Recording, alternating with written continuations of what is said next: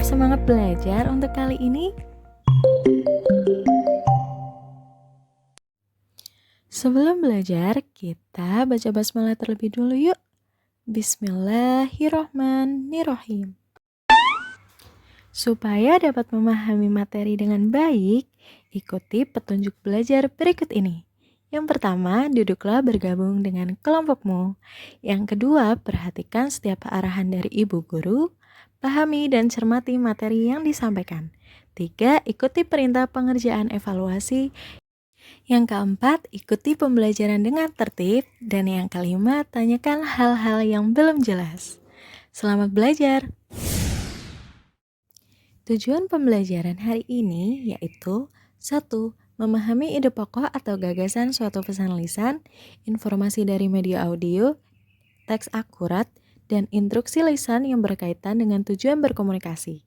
Yang kedua, memahami ide pokok dan ide pendukung pada teks eksplanasi.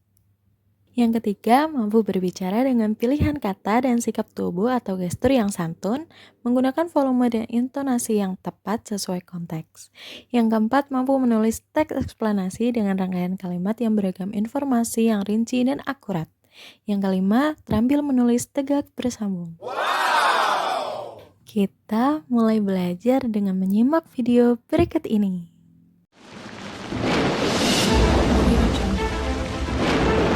Seberapa siapkah kamu akan banjir? Banjir terjadi karena dua hal, yaitu alam dan manusia. Faktor alam terjadi karena curah hujan tinggi, pasang air laut, dan sedimentasi di muara. Faktor manusia terjadi karena membuang sampah sembarangan, penebangan hutan, kurangnya resapan air, dan hindari untuk membangun pemukiman di bantaran sungai oleh Badan Nasional Penanggulangan Bencana. Nah, pada cuplikan video yang baru saja kita tonton, dijelaskan suatu penyebab terjadinya peristiwa banjir. Selain banjir, kejadian atau fenomena alam seperti tanah longsor dan gunung meletus juga bisa disajikan dalam bentuk teks loh. Ya, teks tersebut adalah teks eksplanasi.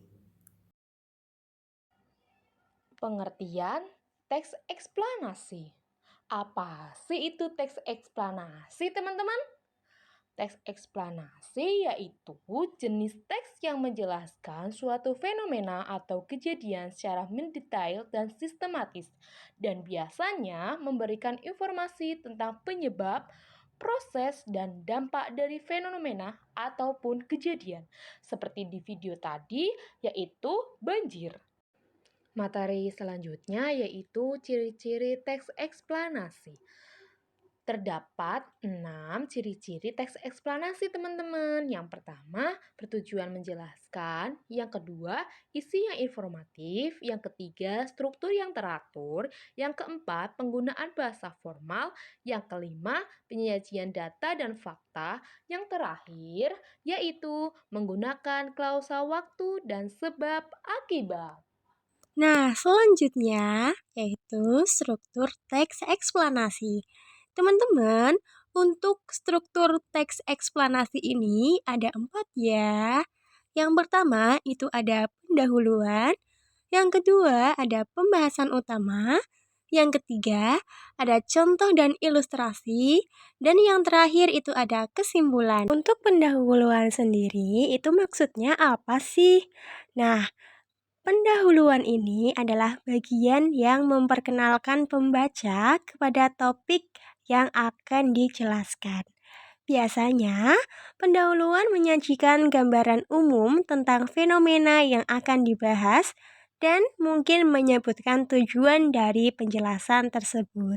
Yang kedua, itu pembahasan utama. Pembahasan utama ini adalah bagian terbesar loh dari teks eksplanasi, di mana informasi yang akan mendalam tentang fenomena atau kejadian diberikan. Pembahasan utama dapat dibagi menjadi beberapa subbagian yang masing-masing menjelaskan aspek tertentu dari fenomena tersebut. Informasi yang disajikan biasanya berurutan secara kronologis atau berdasarkan hubungan sebab akibat.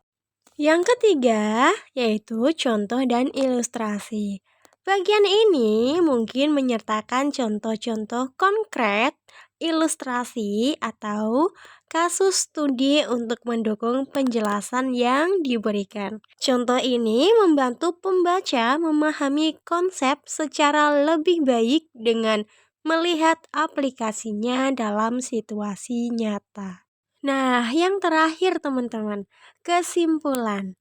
Bagian terakhir dari teks eksplanasi di mana kesimpulan atau rangkuman disajikan. Kesimpulan dapat mereview kembali poin-poin utama yang telah dibahas dalam pembahasan utama dan mungkin juga memberikan implikasi atau pentingnya memahami fenomena tersebut. Sekarang kita menuju ke contoh teks eksplanasinya ya. Contoh teks eksplanasi ini berjudul banjir. Kalian bisa dibaca dengan seksama dan dipahami terlebih dahulu ya. Setelah membaca contoh teks eksplanasi, lalu diskusikan dengan kelompok kalian dengan menentukan ide cerita, struktur teks, dan unsur kebahasaan ya. Setelah melakukan diskusi, nanti teman-teman bisa mempresentasikan hasil diskusi kelompok di depan kelas. Apakah sampai di sini ada pertanyaan? Jika tidak ada, saya tutup pembelajaran kali ini. Terima kasih, sampai jumpa di pembelajaran selanjutnya. Wassalamualaikum warahmatullahi wabarakatuh.